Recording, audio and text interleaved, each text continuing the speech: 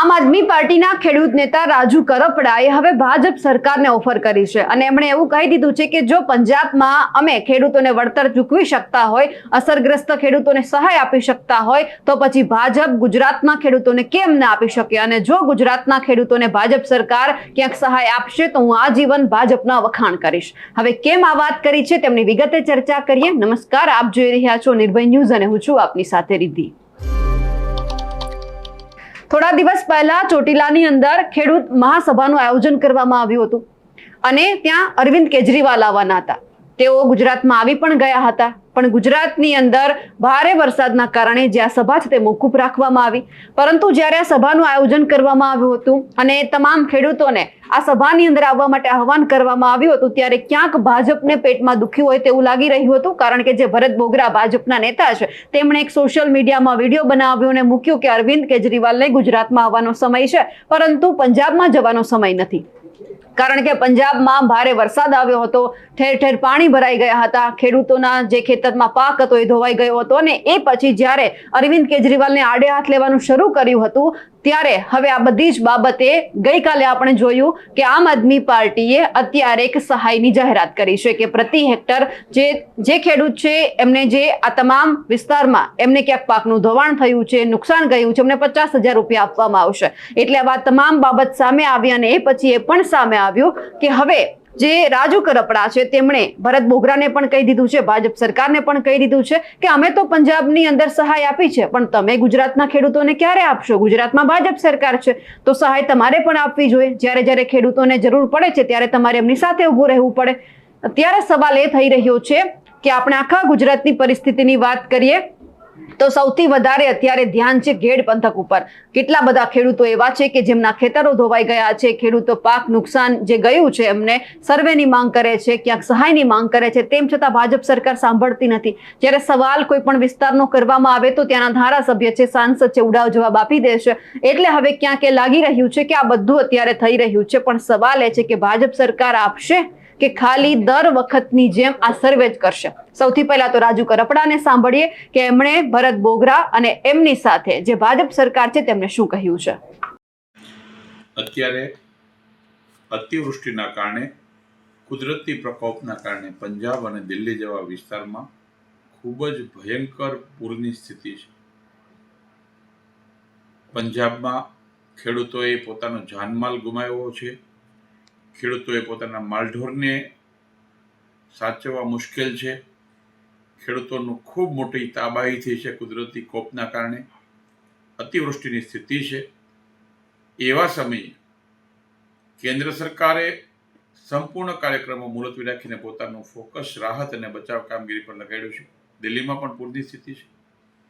મિત્રો, એવા ટાઈમે ગુજરાતની અંદર આમ આદમી પાર્ટીના પૂર્વ મુખ્યમંત્રી દિલ્હીના અને સુપ્રીમો અરવિંદ કેજરીવાલજી આવી રહ્યા છે। આજે પણ છે, દિલ્હીની જનતાએ 10 વર્ષે એમને મત આપીને મોટા કર્યા છે। પંજાબમાં એમની સરકાર છે, ત્યાં પોતાને ધ્યાન આપવાના બદલે, ત્યાંના ખેડૂતોની મુશ્કેલીઓની વચ્ચે ઊભું રહેવાના બદલે, ત્યાંના ખેડૂતો માટે એટલો ખરાબ સમય છે કે એક ક્ષણ એક બધી જ પાર્ટીના લોકોએ ત્યાં એમની વચ્ચે રહેવું જોઈએ। એવા સમયે પંજાબને રેઢું મૂકી અને ગુજરાતની ખેડૂતોની ચિંતા કરવા માટે માનનીય કેજરીવાલજી આવતીકાલે ચોટીલા આવી રહ્યા છે। શાંતિ જ રાજકોટ આવી જવાના છે। ખાસ ગુજરાતના ખેડૂતના દીકરા તરીકે ગુજરાતના ખેડૂતોને મારી વિનંતી છે કે આ પ્રકારના દંભી ચહેરાને, આ પ્રકારના કરણી અને કથની જુદા હોય એવા નેતાઓને ઓળખી લેવાની જરૂર છે કે જેમણે દિલ્હીમાં પણ કશું ઉકાળ્યું નથી, જેમણે પંજાબની સ્થિતિ આજે મેં આપને વાત કરી, આપ ટીવી અને સોશિયલ મીડિયાના માધ્યમથી પણ જોજો કે શું સ્થિતિ પંજાબની છે, શું ખેડૂતોની વેદના છે। એમની સરકાર છે, એમના મુખ્યમંત્રી છે, એમની પાર્ટીની સરકાર છે, ત્યાંની સ્થિતિની વચ્ચે રહેવાના બદલે ગુજરાતમાં રાજનીતિ કરવા માટે આવવું અને ગુજરાતના ખેડૂતોને કપાસના મુદ્દા પર ભરમાવવા માટે આવવું એ કેટલું વ્યાજબી છે?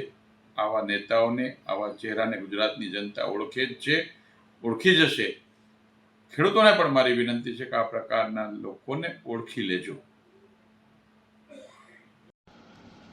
નમસ્કાર, જય કિસાન દોસ્તો, હું આપનો રાજુ કરપડા।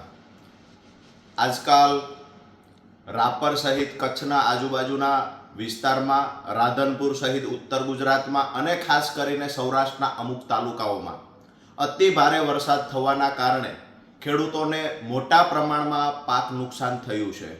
આ જ સમયે પંજાબની અંદર પણ અતિ ભારે વરસાદના કારણે ખેડૂતોને પાક નુકસાન ભોગવવું પડ્યું છે.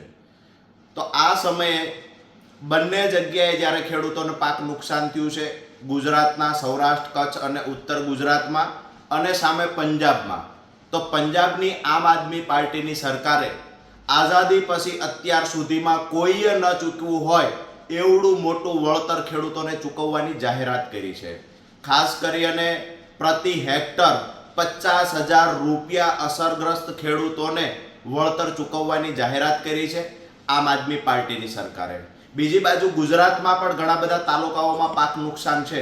ત્યારે જ્યારે કેજરીવાલજીની સભા ચોટીલામાં હતી ત્યારે ખેડૂતોના મુદ્દે સુફિયાણી વાતો કરી રહેલા ભરતભાઈ બોઘરા સહિતના ભાજપના નેતાઓને હું રાજુ કરપડા પ્રશ્ન પૂછું છું કે ગુજરાતમાં પણ પાક નુકસાન થયું છે, ગુજરાતમાં પણ અતિવૃષ્ટિ અમુક તાલુકાઓમાં થઈ છે, તો જેવી રીતે પ્રતિ હેક્ટર આમ આદમી પાર્ટીની સરકારે પંજાબમાં 50,000 રૂપિયા પ્રતિ હેક્ટર વળતર ચૂકવું ખેડૂતોને, ગુજરાતમાં ક્યારે ચૂકવવાના છો?